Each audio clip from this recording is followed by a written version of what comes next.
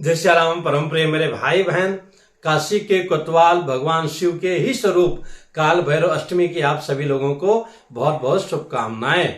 5 दिसंबर 2023 को ये पावन व्रत उत्सव हम लोगों को प्राप्त हो रहा है। इस दिन का हमें पूरा सदुपयोग करना चाहिए। विशेष करके उन भाई बंधुओं को तो अवश्य प्रयत्न करके उस दिन काल भैरव जी का पूजन करना चाहिए, जिनके जीवन में चाहे मुकदमेबाजी से परेशानी अथवा पड़ोसी से परेशानी अथवा बिजनेस व्यापार में कोई अधिक परेशान कर रहा है, किसी भी प्रकार की आम परेशानी से हटके जो कठिनाइयां हैं उनसे मुक्ति अवश्य मिल जाती है काल भैरव जी की उपासना करने से। वो भी अगर हम काशी में जाके कर पाए तो कहना ही क्या है, लेकिन अगर हम काशी में नहीं जा पाते हैं तो हम जहां भी हैं वहां कर सकते हैं। काल भैरव जी के तो वैसे 8 रूप है, जिसमें जो है बटुक भैरव सबसे प्रिय हैं, वामन भगवान की तरह। हालांकि जो काल भैरव जी हैं स्वयं शिव जी के ही रूप में हैं।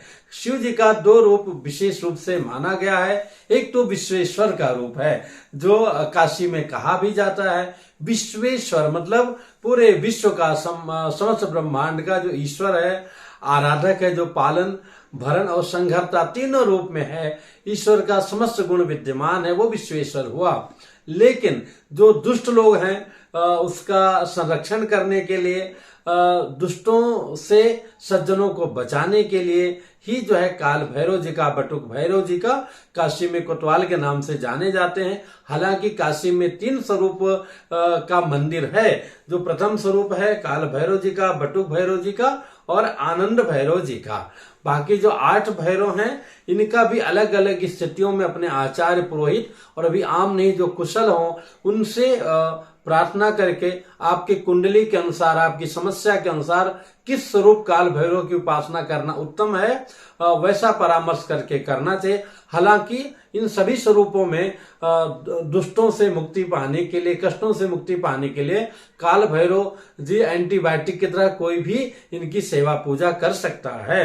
बाकी जो इनका स्वरूप है, जैसा बटुक भैरव, काल भैरव, भीषण भैरव, चंड भैरव को चंड भैरव भी कहा जाता है, क्रोध भैरव, रुद्र भैरव, असितांग भैरव, संघारक भैरव, संघारक भैरव को संघार भैरव भी कई जगह कहा गया है, कपाल भैरव, उन्मत्त भैरव।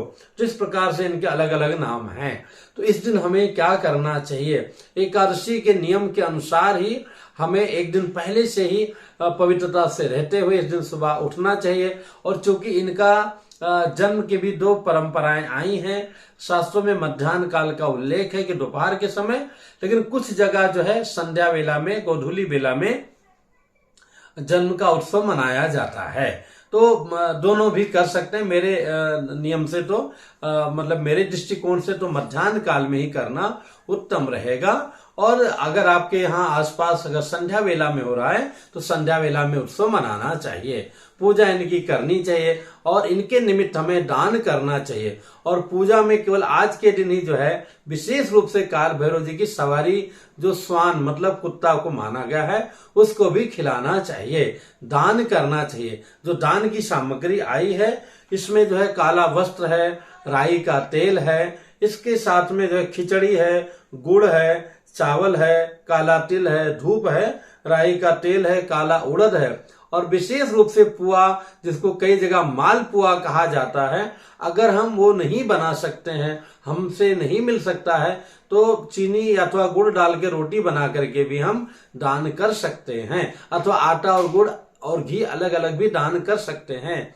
जो कुत्ता है मतलब इनके जो काल भैरव जी के सवारी हैं, उनको इस दिन जो है हमें मीठी रोटी खिलाना चाहिए अथवा मालपुआ खिलाना चाहिए।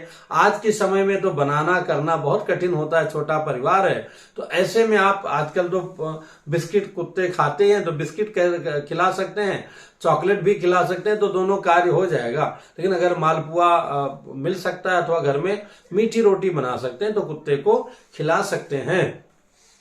काल भैरव जी का बड़ी ही महिमा है, जैसा कि मैंने बताया, शिव महापुराण में आया है, भैरव पूर्ण रूपो ही शंकरस्य परात्मनः मूढ़स्तम न जानन्ति मोहितस्यो मामया, जो मूढ़ लोग हैं वो नहीं जानते हैं काल भैरव जी तो प्रत्यक्ष शिव जी के ही रूप हैं, जो दुष्टों का संहार करने के लिए, भक्तों की रक्षा करने के लिए और विशेष संकटों से मुक्ति के लिए आए हैं। जैसे कि श्री हनुमान जी महाराज जो है, उनका जो बजरंग बाण है वो विशेष संकटों से रक्षा के लिए है। हालांकि हनुमानाष्टकम भी है, पर बजरंग बाण तो भैया बड़ी ही विपत्ति में हमारी रक्षा करने वाला है। तो इसमें हमें प्रयत्न करके पूजा करनी चाहिए। पूजा की विधि वही है कि अगर मंदिर है तो वहां गए, हमने जल चढ़ाया, काला वस्त्र चढ़ा दिया, तेल इत्यादि चढ़ा दिया, माला पहना दिया, टीका लगा दिया, धूप दीप कर दिया, भोग में मालपुआ का अथवा नहीं मिल पाया तो भैया चलो मीठा का ही भोग लगा दिया, पर प्रयत्न करके लेना चाहिए। और उसके बाद में परिक्रमा की जगह तो परिक्रमा कर लिया, प्रणाम कर लिया। इनको अर्घ उस दिन दिया जाता है। तो और उसके बाद में जो हाथ जोड़ के प्रार्थना किया जाता है, तो प्रार्थना क्या है, इनका दोनों भी है, अर्घ का भी है और उसका भी है कि मार्ग शीर्षितष्टम्याम काल भैरव सन्निधौ उपोष्य जागरम कुर्वन् सर्व पापै प्रमुच्यते।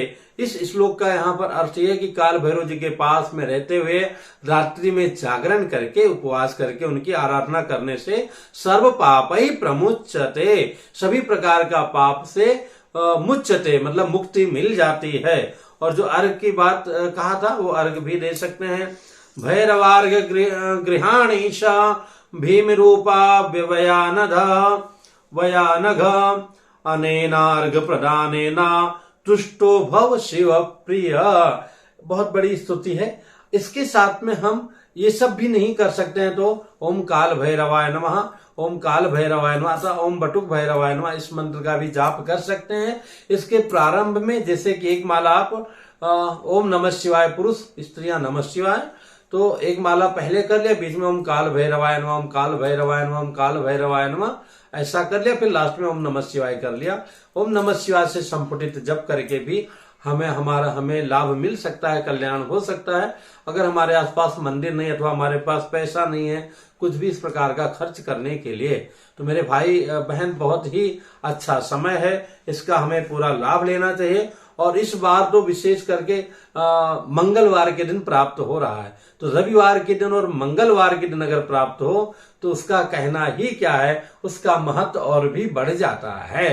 तो इस जो है अवसर का लाभ लीजिए। पुनः मिलूंगा एक नई जानकारी के साथ में। जय श्री राम।